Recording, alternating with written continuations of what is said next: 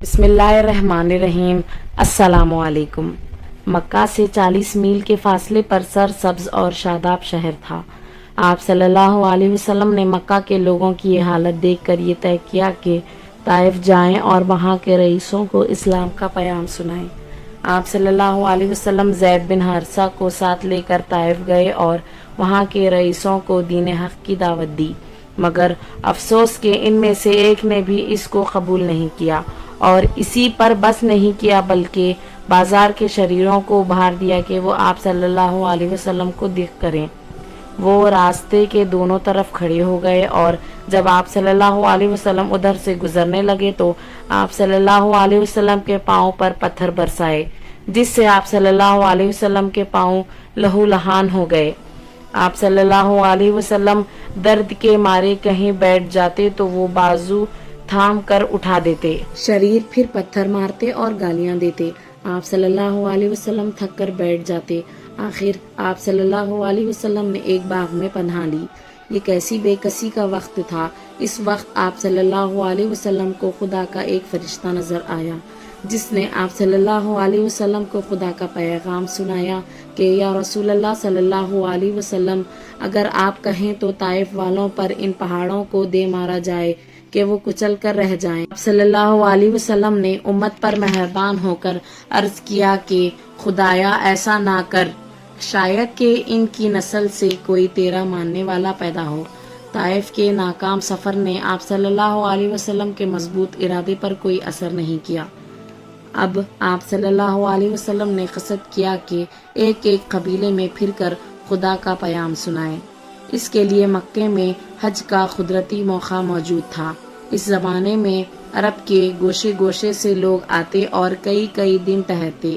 مکہ کے آس پاس میلے بھی لگتے تھے اور یہاں بھی آدمیوں کا جماؤ ہوتا تھا۔ حضرت محمد صلی اللہ علیہ وسلم نے ان مجموعوں میں ایک ایک قبیلے میں پھر کر وعظ کہنا اور قرآن کی آیتیں سنانی شروع کی۔ اس کا یہ اثر ہوا کہ پورے ملک میں اسلام کی آواز پھیل گئی۔ انہی قبیلوں میں شہر یثرب کے رہنے والے دو مشہور قبیلے بھی تھے، جن کے نام اوس اور خزرج ہیں۔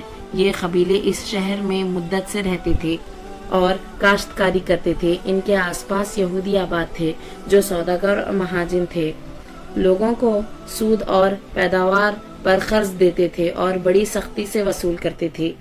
یہ قبیلے آپس میں لڑتے رہتے تھے اور ان پر یہ سرمایے والے یہود گویا ایک طرح کی حکومت کرتے تھے۔ غرض یہ دونوں قبیلے کچھ تو آپس میں لڑ کر اور کچھ یہودیوں کے پھندے میں پھنس کر تباہ ہو گئے تھے۔ یہود کی آسمانی کتابوں میں ایک پیغمبر کے آنے کی خبر تھی اور یہود کی اکثر محفلوں میں اس کے پیدا ہونے کی گفتگو رہا کرتی تھی۔ یہ آوازیں اوس اور خزرج کے کانوں میں بھی پڑا کرتی تھی۔ نبوت کے 10ویں سال رجب کے مہینے میں ان دونوں قبیلوں کے کچھ لوگ مکہ آئے۔ آپ عقبہ کے مقام پر ان سے ملے اور ان کو خدا کا کلام سنایا۔ ان لوگوں نے ایک دوسرے کو دیکھ کر کہا کہ یہ تو وہی پیغمبر معلوم ہوتا ہے، کہیں ایسا نہ ہو کہ یہود ہم سے بازی لے جائیں۔ یہ کہہ کر سب نے ایک ساتھ اسلام قبول کیا۔ یہ 6 آدمی تھے۔ دوسرے سال یثرب سے 12 آدمی آ کر مسلمان ہوئے۔ انہوں نے خواہش ظاہر کی کہ ہمارے ساتھ کوئی ایسا آدمی بھیجا جائے جو ہم کو اسلام کی باتیں سکھائے اور ہمارے شہر میں جا کر وعظ کہے۔ آپ صلی اللہ علیہ وسلم نے اس کام کے لیے معصب بن عمیر رضی اللہ تعالیٰ عنہ کو چنا۔ یہ عبد مناف کے پوتے اور پرانے مسلمانوں میں تھے۔ یہ ان لوگوں کے ساتھ یثرب آئے اور یہاں آ کر لوگوں کے گھروں میں پھر کر اسلام کا وعظ کہنا شروع کیا۔